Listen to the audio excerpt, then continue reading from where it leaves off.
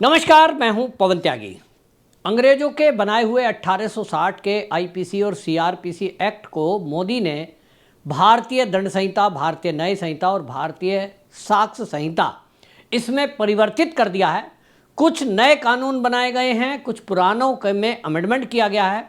लेकिन इस नए तरह के कानूनों को देखते हुए जो विपक्षी दल, खास तौर पे कांग्रेस, पूरी तरह घबराई हुई है, बौखलाई हुई है। और अब इन कानूनों को लेकर के पी चिदम्बरम, जो कि देश के गृह मंत्री रह चुके हैं, उन्होंने ऐसी तल्ख टिप्पणी कर दी कि जगदीप धनखड़, जो कि हमारे उपराष्ट्रपति हैं, उन्होंने इसको अपमानजनक, मानहानिजनक बताते हुए पी चिदम्बरम से माफ़ी मांगने के लिए कह दिया है।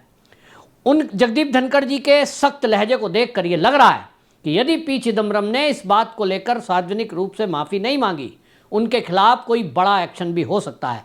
असल में जगदीप धनखड़ जी एक कार्यक्रम में थे और उन्होंने उस कार्यक्रम के दौरान ये बताया कि मैंने एक अखबार में पी चिदम्बरम का एक इंटरव्यू पढ़ा और उसको पढ़ने के बाद मैं शॉक्ड हूं कि एक सांसद इस तरह से कैसी बातें कर सकता है। जो कानून संसद में पारित हुआ हो, संसद के दोनों सदनों में जिस पर डिबेट हुई हो, सांसदों ने अपनी राय रखी हो, हाई कोर्ट के और सुप्रीम कोर्ट के जो जजेज हैं उनकी राय उसमें शामिल है, देश के जाने माने वकीलों की राय उसमें शामिल है, देश के जो डीएम हैं सभी डीएम से उसके लिए राय मांगी गई थी, और सबसे बड़ी बात यह कि देश की संसद की राय उसमें शामिल है। लेकिन पी चिदम्बरम उन कानूनों को यह कहकर उन लोगों का अपमान कर रहे हैं जिन्होंने भी इस कानून को बनाने में अपना सहयोग दिया है। पी चिदम्बरम ने कहा यह कानून ये ऐसे लोगों ने बनाया है जो अनुभवहीन है। और क्या शब्द बोला उन्होंने जो इंटरव्यू में बोला है, 3 नए आपराधिक कानून अकुशल लोगों ने तैयार किए हैं। आप सोचिए, पी चिदम्बरम, उनको डिबेट में बुलाया गया, यानी सभी सांसदों को होता है कि भाई आज किस विषय पर डिबेट होनी है। अगर आप पी चिदम्बरम जी अपने आप को ये मानते हैं कि मैं सबसे ज़्यादा बुद्धिमान हूं, कानून की जानकारी इस देश में केवल मुझे सबसे अच्छी है, तो आप डिबेट में आते, अपनी राय रखते, ऑब्जेक्शन अपना दर्ज कराते। लेकिन आप डिबेट में नहीं आएंगे क्योंकि आप इतना अहंकार में हैं, आपको लगता है कि आप तो देश के गृह मंत्री रहे हैं। मामला इतना आप करेंगे कि आप पूरी संसद का अपमान करेंगे, उसके बाद राष्ट्रपति जी के हस्ताक्षर हुए हैं, तो आप जो है एक सिरे से सबका अपमान कर रहे हैं। जगदीप धनखड़ जी ने क्या कहा यह मैं बताऊंगा, और आपको यह भी बताऊंगा आखिरकार पी चिदम्बरम और कांग्रेस के नेता, विपक्षी दलों के नेता इन तीनों कानूनों को क्यों गलत बताने में लगे हुए हैं, क्यों इनके बारे में वो ये कह रहे हैं कि साहब ये कानून ठीक नहीं है। उसके पीछे का जो रहस्य है, इनकी जो आपराधिक कुंडली है, वो मैं सारा आपको बताऊंगा। लेकिन पहले आपको बताता हूं जगदीप धनखड़ जी ने क्या कहा। उन्होंने कहा, मैं चिदम्बरम से अपील करता हूं कि कृपया संसद सदस्यों के बारे में इस आपत्तिजनक, मानहानिकारक और निंदनीय टिप्पणी को वो वापस लें। मुझे आशा है कि वो ऐसा करेंगे। धनखड़ जी कहते हैं कि सुबह एक दैनिक समाचार पत्र में चिदम्बरम का इंटरव्यू पढ़कर दंग रह गया कि उन्होंने इस तरह की बात की है। यह संसद की सूझबूझ का अपमान है, इसके लिए कोई माफी नहीं है। मेरे पास ऐसी सोच और एक सांसद को अकुशल कहे जाने की निंदा करने के लिए शब्द नहीं है। क्योंकि जगदीप धनखड़ जी के बारे में आप में से जो भी लोग जानते होंगे, वो कानून के बहुत अच्छे जानकार हैं और वो भी उस टीम का हिस्सा रहे हैं। देश के जाने माने कानूनविद जो प्रोफेसर्स हैं, उन्होंने बाकायदा उसका खाका खींचा और सुप्रीम कोर्ट में अपनी प्रैक्टिस करने वाले जाने माने वकील उसका हिस्सा रहे हैं। और एक व्यक्ति जो सुप्रीम कोर्ट में वकालत कभी करता था, आज वो कांग्रेस का नेता है, पी चिदम्बरम गृह मंत्री बन गए। वो खुद व्यक्ति जो आरोपों में घिरा है घोटाले के, आज उसको इन 3 कानूनों में खामियां दिखाई दे रही हैं।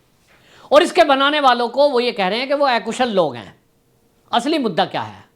असली मुद्दा ये जो पी चिदम्बरम और बाकी जो लोग हैं जो इसका विरोध कर रहे हैं भारतीय न्याय संहिता का, भारतीय दंड संहिता का, उसका एक कारण है कि वो जो 3 कानून हैं उसमें अब एक एडिशन किया गया है। और वो क्या है आपको पता है?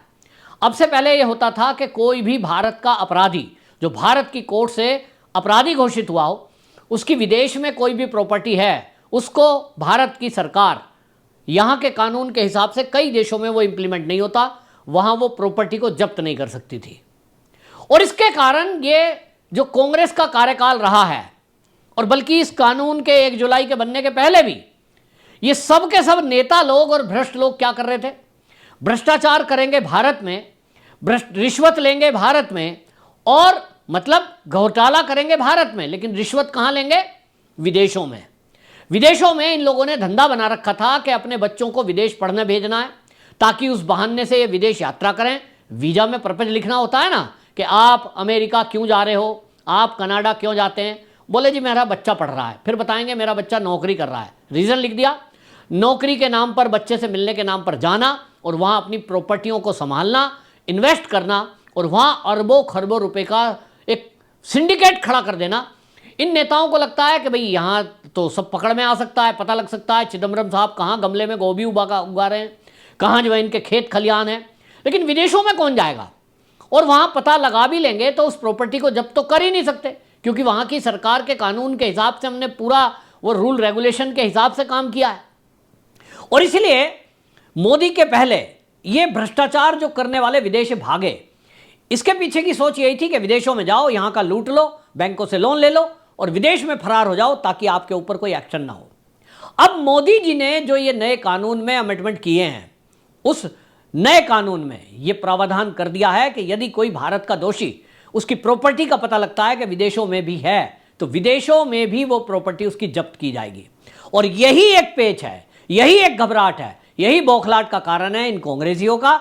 यही घबराहट और बौखलाहट का कारण है चाहे टीएमसी के नेता हों, चाहे समाजवादी पार्टी के नेता हों, क्योंकि इन्होंने, ये खबर लग रही है कि अरबों खरबों रुपए की प्रॉपर्टियां विदेशों में बना रखी है। अब ये कानून पास हो गया है, 1 जुलाई से इंप्लीमेंट हो गया है, तो अब कोर्ट में जो केस पेंडिंग है, जब ये फाइनल होंगे और ये दोषी सिद्ध होंगे, उसके बाद विदेशों में इनकी जो प्रॉपर्टियां वो जब्त की जाएंगी और विदेशों की जो प्रॉपर्टी है जब वो अटैच होगी तो पता चलेगा, और जब पता चलेगा तो यहां इनकी सजा भी उस आधार पर होगी। अभी तक भारत में कितनी प्रॉपर्टी हैं, इसी का सबूत कोर्ट में होता था, कोर्ट इसी को मानती थी। लेकिन अब विदेशों में भी इनकी प्रॉपर्टियां हैं, उसकी भी पूरी लिस्ट बनाकर जब कोर्ट में सौंपी जाएगी तो नया कानून ये कहता है कि वो भी अटैचमेंट की जा सकती है, उसको भी सरकार जब्त कर सकती है। तो सोचिए, इनका जो अरबों खरबों रुपया विदेशों में है, अगर वो जब्त हुआ, यही बौखलाहट का कारण है। आपको किस्सा बताता हूं पी चिदम्बरम के बारे में। असल में जो पेंडिंग केस है वो है आईएनएक्स मीडिया को लेकर। आपको याद होगा, आईएनएक्स मीडिया कांग्रेस की जब सरकार थी, उसको लेकर के पी चिदम्बरम जब गृह मंत्री थे, इनके चलते आईएनएक्स मीडिया को करोड़ों रुपए का फायदा हुआ और 305 करोड़ रुपए विदेशी फंड आया था। उस फंड में एक कानून है हमारे देश में कि गृह मंत्रालय से उसकी परमिशन लेनी पड़ती है। कोई भी विदेशी फंड आता है उसको जब तक गृह मंत्रालय से अनुमति नहीं मिलेगी, गृह मंत्रालय ने एक संस्था है गृह मंत्रालय की, FIPB, विदेशी निवेश संवर्धन बोर्ड, ये जो FIPB है इससे परमिशन लेनी पड़ती है और इस परमिशन के बाद ही वो पैसा रिलीज होता है। अब पी चिदम्बरम गृह मंत्री हैं, आईएनएक्स मीडिया एक घोटाला कर रहा है, विदेशों से उसको फंड लेना है यानी चंदा लेना है, जिसके मामले में इंद्राणी मुखर्जी जेल के अंदर बंद है, वो सरकारी गवाह बनी और उसी इंद्राणी मुखर्जी ने सीबीआई को बाकायदा सरकारी गवाह बनने के बाद ये जानकारी दी कि हमने जो 305 करोड़ रुपए विदेशी फंड मंगाया, जिसमें हमें पकड़ रखा है, असल में उस फंड को रिलीज करने के लिए FIPB से जो ये विदेशी फंड को हमने लेने के लिए पासिंग कराई, यानी उसमें अनुमति जो दी गृह मंत्रालय ने, उन्होंने खुलासा कर दिया कि उसकी एवज में पी चिदम्बरम का बेटा कार्ति चिदम्बरम जो है, उसकी कंपनियों को यह फायदा दिया गया, उसको पैसे पहुंचाए गए और वो आपको बता दूं कितना था, वो है 10 लाख अमेरिकी डॉलर। किस्सा मार्च 2018 में इंद्राणी मुखर्जी ने स्वीकार किया है। यह पूरा मामला जो है, आपको बता दें कि यह पहली बार जो मामला आया, ये सीबीआई ने इस मामले में 15 मई 2017 में FIR दर्ज की, 2018 में ईडी ने FIR दर्ज की और यह मामला काफी पुराना है। लेकिन इंद्राणी मुखर्जी के खुलासे के बाद होना तो यह चाहिए था कि पूरे देश में जो राजनीतिक दल हैं वो सब हल्ला करते, लेकिन हमने देखा है कि विपक्षी पार्टी सब एकजुट इस मामले में है कि जमकर इस देश को लूटो, और अगर लूटा हुआ लौटाने की बात मोदी कर रहे हैं तो मोदी पर प्रहार करो। और इसीलिए मोदी का कोई भी काम हो, इनको उसमें कमी ढूंढनी है, कमी बतानी है, कमी होती नहीं है, इनको केवल नैरेटिव बनाना है। पी चिदम्बरम की बौखलाहट समझी जा सकती है क्योंकि वो जमानत पर हैं, और अब जब तेजी लाई जाएगी इस केस में तो वो और उनका बेटा दोनों, आपको पता है ना वो जेल भी होके आए हैं, दोनों वापस से जेल जा सकते हैं, ऐसा कानून के जानकारों का मानना है। जो 1 जुलाई से नए कानून लागू हुए हैं, पी चिदम्बरम, उनका बेटा कार्ति चिदम्बरम इस केस में जेल जाएंगे क्योंकि अब सरकारी गवाह इंद्राणी मुखर्जी बता चुकी है कि 10 लाख अमेरिकी डॉलर ये जो कार्ति चिदम्बरम है इनकी जो है इनकी कंपनियों को मिला। और आपको एक ताज्जुब वाली बात बता देता हूं कि किस तरह से दुरुपयोग कानून का होता है। मैं हालांकि सुप्रीम कोर्ट पर कोई टिप्पणी नहीं कर रहा हूं, लेकिन तथ्यात्मक जानकारी है, इसलिए आपको जानना जरूरी है कि हमारे देश में किस तरह से कानून का दुरुपयोग होता है, पुराने कानून किस तरह से सड़े गले थे, न्यायपालिका पर लोगों का विश्वास क्यों उठा है। आपको बता दूं, सीबीआई ने कोर्ट को कहा कि ये जो पी चिदम्बरम है इनको विदेश ना जाने दिया जाए, क्योंकि अगर ये विदेश गए तो जो इनकी प्रॉपर्टियां, ये जो रिश्वत का पैसा है ये विदेशों में है, ये उसको सबूतों को मिटाएंगे, और जो इन्होंने खाते विदेशों में खोल रखे हैं ये उसको क्लोज करा देंगे, तो सबूत खत्म हो जाएगा। हाई कोर्ट ने वो एप्लीकेशन मानी और माना कि हां सबूत मिटा सकते हैं। लेकिन आप जान के ताज्जुब मानेंगे, इन्होंने एक एप्लीकेशन 9 अक्टूबर 2017 को लगाई कोर्ट में कि साहब मुझे मेरी बेटी को कैम्ब्रिज में पढ़ाना है और उसका एडमिशन कराना है। 9 अक्टूबर 2017 को एप्लीकेशन लगती है, सीबीआई ऑब्जेक्शन करती है, लेकिन उसके बाद अगले ही महीने 20 नवंबर 2017 को इनको अनुमति मिल जाती है कि आप यूके जा सकते हैं। और फिर इसके बाद क्या हुआ वो मैं पहले ही बता चुका हूं। अब सबूत बचे हैं या नहीं ये नहीं कहा जा सकता, लेकिन अगर कोर्ट इनको विदेश जाने की अनुमति ना देती तो क्या ये ऐसा कर पाते, ये कोर्ट से पूछना चाहिए। लेकिन फिलहाल मुश्किलें बढ़ने जा रही हैं।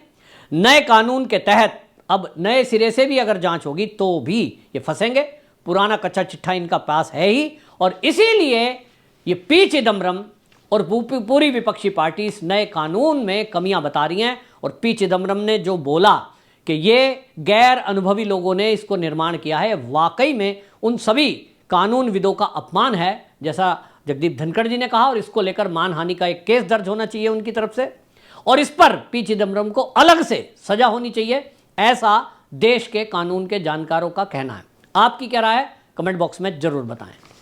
वंदे मातरम।